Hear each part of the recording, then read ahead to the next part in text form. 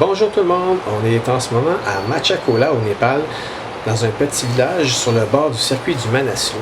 Ce matin, on est parti de Katmandou vers 8 heures du matin, puis on est arrivé vers 17 heures, donc 5 heures d'après-midi. Ça a pris 9 heures pour faire 140 km. Mais si vous aviez vu l'état des routes, vous comprendriez pourquoi ça a pris autant de temps. L'important, c'est qu'on est sains et saufs et que demain, on commence notre randonnée. Et on a vraiment hâte, mais avant de commencer, je voulais vous dire un petit secret, c'est que techniquement, la randonnée qu'on va faire, elle va pas être si difficile que ça. Quand je parle de notre projet pour le Népal, les gens me regardent avec des gros yeux en s'imaginant mon Dieu, le Népal, c'est la neige éternelle, c'est le vent, les crevasses, s'encorder, le risque d'avalanche. Mais nous, on s'en va pas faire de l'alpinisme pour monter un sommet, on s'en va faire de la randonnée. Donc, la randonnée au Népal, c'est relativement facile parce que les chemins ont été conçus pour passer d'un village à l'autre pour laisser les ânes transporter le matériel de façon la plus sécuritaire possible et la plus simple possible. Donc, les ânes transportent la nourriture, du bois, puis toutes sortes de choses comme ça d'un village à l'autre. Donc, le chemin est relativement plat. C'est pas, si vous cherchez plutôt de la randonnée sportive, allez voir du côté des Adirondacks, aux États-Unis, à 3 heures de Laval. Là-bas, le chemin est vraiment très accentué, des très grosses roches qu'il faut enjamber pour atteindre le sommet.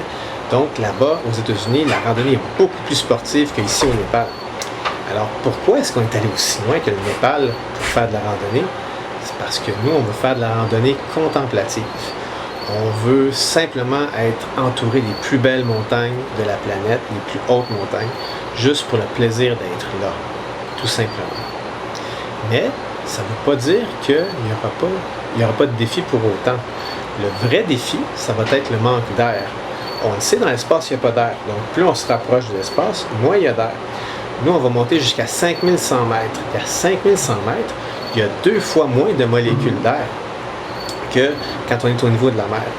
Mais même s'il y en a 2 fois moins, il reste qu'il y a des milliards et des milliards et des milliards de molécules d'oxygène autour de nous. Donc, pourquoi est-ce que je ne pourrais pas simplement aspirer plus fort mon air? Parce que respirer, c'est pas si forçant que ça. Je pourrais forcer un peu plus fort pour respirer et tirer l'air plus fort, tout simplement. Mais ça ne marche pas comme ça, parce qu'on n'aspire pas l'air. C'est l'air qui est poussé dans nos poumons grâce à la pression atmosphérique. Et c'est quoi la pression atmosphérique? Je vais vous expliquer ça dans une petite vidéo à l'instant. Si on a de la difficulté à respirer en altitude, c'est à cause de la pression atmosphérique. On va dire que cette ligne ici, c'est le niveau de la mer. La pression atmosphérique est autour de 100 kPa. Et plus on monte en montagne, plus la pression va diminuer. On va dire que ce point-là, ça va être le plus haut point où on va monter, autour de 5000 mètres. Elle est environ à 50 kPa. Mais c'est quoi exactement la pression atmosphérique? La pression atmosphérique, c'est le poids de l'air. C'est assez difficile à imaginer que l'air puisse avoir un poids, parce que l'air, pour nous, c'est invisible.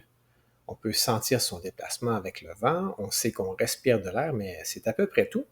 On n'a aucune idée de toute la quantité d'air qu'il y a au-dessus de notre tête et qui exerce un poids phénoménal. Donc, pour essayer de vous illustrer comment ça fonctionne, je vais vous demander d'imaginer un immense réservoir d'eau en forme de cylindre aussi haut qu'une montagne. Si je perce un trou en bas, l'eau va jaillir avec puissance, poussée par toute l'eau au-dessus du trou qui la pousse vers l'extérieur. Si je perce un trou un peu plus haut, l'eau va sortir moins fort et avec moins de débit. Et tout en haut, il n'y a presque plus d'eau au-dessus du trou. Donc, il va juste y avoir quelques gouttes qui vont sortir.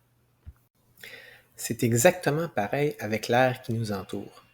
On pense souvent qu'on aspire de l'air, mais ce n'est pas exactement ça. C'est plutôt l'air qui est poussé dans nos poumons. Quand je respire, j'ouvre mes poumons et je crée un espace vide à l'intérieur de mon corps. La pression atmosphérique pousse alors instantanément l'air et avec force dans mes poumons, comme l'eau qui jaillit en bas de la colonne. Mais plus je monte en altitude, moins il y a de pression au-dessus de moi. Alors même si je crée le même espace vide, il y a moins de force pour faire entrer l'air à l'intérieur de mes poumons et permettre à mon corps d'aussi bien absorber l'air qu'à l'habitude. On sait qu'on a besoin d'air pour vivre, mais qu'est-ce que ça fait avoir accès à 2 fois moins d'air qu'à l'habitude? Le premier symptôme de ce qu'on appelle le mal des montagnes, c'est l'essoufflement. On va avoir l'impression de vieillir de 20 ans d'un coup. On peut aussi avoir des maux de tête, être étourdi, on peut même avoir des maux de cœur. Mais est-ce que vous pensez qu'on s'est dit Hey, allons au Népal, on va avoir mal à la tête, mal au cœur, ça va être malade, ça va être écœurant? Ben non, on y va pour profiter de l'environnement, mais aussi parce qu'on sait que ces symptômes-là peuvent être réduits. Et la façon de les réduire, c'est en prenant notre temps. Au Népal, plus on prend notre temps, meilleure va être l'expérience. On a d'ailleurs prévu plusieurs journées complètes de repos, simplement à lire et relaxer. On appelle ça des journées d'acclimatation. C'est certain que si on est essoufflé au moindre effort, on va marcher plus lentement. Mais ce n'est pas la seule raison de l'importance de la lenteur. Ici, on voit une veine qui transporte le sang, agrandie des centaines de fois au microscope. Les espèces de petits beignes qu'on voit circuler, ce sont les globules rouges. Elles apportent à notre corps l'oxygène dont il a besoin. Notre corps est très intelligent. S'il se rend compte qu'il absorbe moins d'air qu'à l'habitude, il va produire plus de globules rouges pour permettre de récupérer plus d'oxygène à chaque respiration. C'est bien fait, hein? Mais construire des globules rouges, ça ne se fait pas du jour au lendemain. Ça peut prendre de 1 à 3 journées. Mais entre vous et moi, si ça prend 3 jours d'acclimatation, c'est pas plus grave que ça. Il faut simplement laisser le temps à notre corps de s'adapter. Le taux de globules rouges dans le sang, c'est un des secrets des Éthiopiens et des Kenyans qui montent presque toujours sur le podium à l'épreuve du marathon aux Olympiques. Ils s'entraînent régulièrement dans les hautes montagnes de leur pays. Leur corps produit alors énormément de globules rouges. Quelques jours plus tard, ils descendent faire leur compétition au niveau de la mer avec leur sang surchargé de globules rouges. Leur corps est alors hyper efficace et ils peuvent donner leur meilleure performance. Le record du monde au marathon, 2 heures pour courir 42 km. C'est 21 km à l'heure de moyenne. Mais le corps ne travaille pas à produire des globules rouges pour rien. Après notre trek, on va se sentir incroyablement en forme, mais le taux de globules va revenir progressivement à son état habituel en quelques jours seulement. Ce qui est important de retenir, c'est que faire de la randonnée au Népal, c'est pas pour un défi sportif, mais pour contempler les paysages. Si vous préférez la randonnée sportive, regardez plutôt du côté des Adirondacks. Le défi se trouve dans l'altitude, dans le manque de pression et le manque d'air. Quand on n'aspire pas l'air. Ce sont nos poumons qui créent un espace vide et instantanément, la pression atmosphérique pousse l'air à l'intérieur.